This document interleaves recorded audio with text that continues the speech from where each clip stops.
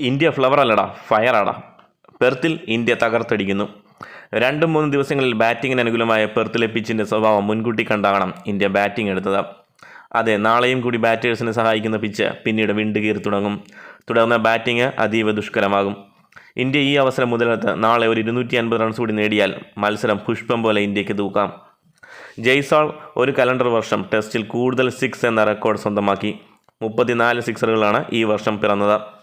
172 റൺസിൻ്റെ opening കൂട്ടുകെട്ടോടെ Rahul Jaiswal സഖ്യം ഓസ്ട്രേലിയയിൽ ഇന്ത്യയുടെ മികച്ച ഓപ്പണിംഗ് കൂട്ടുകെട്ട് എന്ന റെക്കോർഡും തൂക്കിയിട്ടുണ്ട്. ഇനി ഇന്നത്തെ മത്സരത്തിലേക്ക്. 7 വിക്കറ്റിന് 67 എന്ന നിലയിൽ ബാറ്റിംഗ് തുടങ്ങിയ ഓസ്ട്രേലിയയുടെ പ്രതീക്ഷ അലക്സ് ക്യാരിയിലായിരുന്നു. എന്നാൽ ഇന്നത്തെ ആദ്യ പന്തിൽ തന്നെ ക്യാരിയെ പന്തിൻ്റെ കയ്യിലെത്തിച്ച ബുംറ തൻ്റെ 5 വിക്കറ്റ് നേട്ടം ആഘോഷിക്കാൻ ഓസീസിന് ആദ്യ ഇന്നിങ്സിലെ പിടി അപ്പോഴേ വിട്ടിരുന്നു.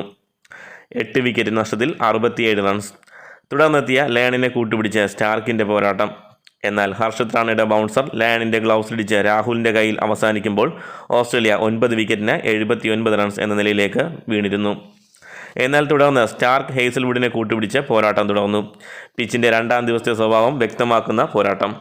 ഏകദേശം 1.5 മണിക്കൂറോളം ഇന്ത്യൻ ബോളേഴ്സിനെ പരീക്ഷിച്ച സഖ്യം ലാസ്റ്റ് വിക്കറ്റിൽ വിലപ്പെട്ട 25 റൺസാണ് കൂട്ടിച്ചേർത്തത്. സ്റ്റാർക്ക് 112 പന്ത് നേരിട്ട് 26 റൺസ് നേടിയപ്പോൾ ഹേസൽവുഡ് 31 പന്തിൽ 7 റൺസാണ് നേടിയത്. ഒടുവിൽ ഹർഷത് റാണ സ്റ്റാർക്കിനെ പന്തിൻ്റെ കയ്യിലെത്തിച്ച് ഓസ്ട്രേലിയൻ ഇന്നിങ്സിന് അന്ത്യം കുറിക്കുമ്പോൾ ഓസ്ട്രേലിയ 104 റൺസാണ് നേടിയത്. ഇന്ത്യക്ക് 46 റൺസിൻ്റെ ലീഡ്. ഈ പിച്ചിൽ 46 റൺസ് എന്നത് ഒരു വലിയ കാര്യം തന്നെയായിരുന്നു. 2-ാം ഇന്നിങ്സിൽ ബാറ്റിങ്ങിനിറങ്ങിയ ഇന്ത്യയെ അതിവേഗം സമ്മർദ്ദത്തിലാക്കാമെന്ന് കരുതിയ ഓസ്ട്രേലിയ ഞെട്ടിച്ചുകൊണ്ട് ജയ്സ്വാൾ തൻ്റെ നയം വ്യക്തമാക്കി. ആദ്യ 10 ഓവറിനുള്ളിൽ കമ്മിൻസ് ഫാസ്റ്റ് ബോളേഴ്സിനെ പരീക്ഷിച്ചു മടുത്തു. പിച്ച് ആദ്യ ദിവസത്തിൽ നിന്ന് മാറിയിരുന്നു.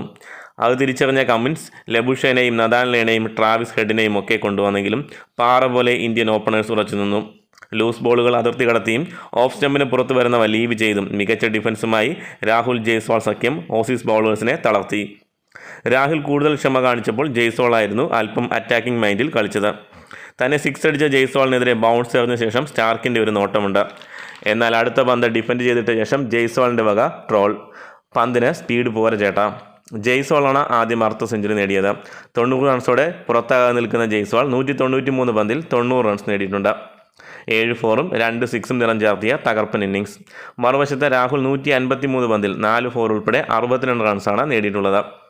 ജയ്സ്വാൾ നൽകിയ ക്യാച്ച് സ്ലിപ്പിൽ ഖവാജ നഷ്ടപ്പെടുത്തിയതും രാഹുൽ നൽകിയ റൺഔട്ട് ചാൻസും മാറ്റി നിർത്തിയാൽ ഇന്ത്യൻ ഓപ്പണേഴ്സിൻ്റെ തേരോട്ടം തന്നെയായിരുന്നു നടന്നത്. ടീം പ്രതീക്ഷിക്കാത്ത ഒരു പോരാട്ടമായിരുന്നു. ഓസ്ട്രേലിയ ഈ ടെസ്റ്റിൽ ബാക്ക് ഫുട്ടിലായി കഴിഞ്ഞിരിക്കുന്നു. നാളെ ഇന്ത്യ ഒരു 450 റൺ സ്കോറിലെത്തിയാൽ മത്സരം ഇന്ത്യയുടെ കയ്യിൽ സുരക്ഷിതം. ഏതായാലും ന്യൂസിലാൻഡ് ഏൽപ്പിച്ച മുറിവിന് ആദ്യ ടെസ്റ്റിൽ തന്നെ ഇന്ത്യയുടെ കലക്കൻ മറുപടി.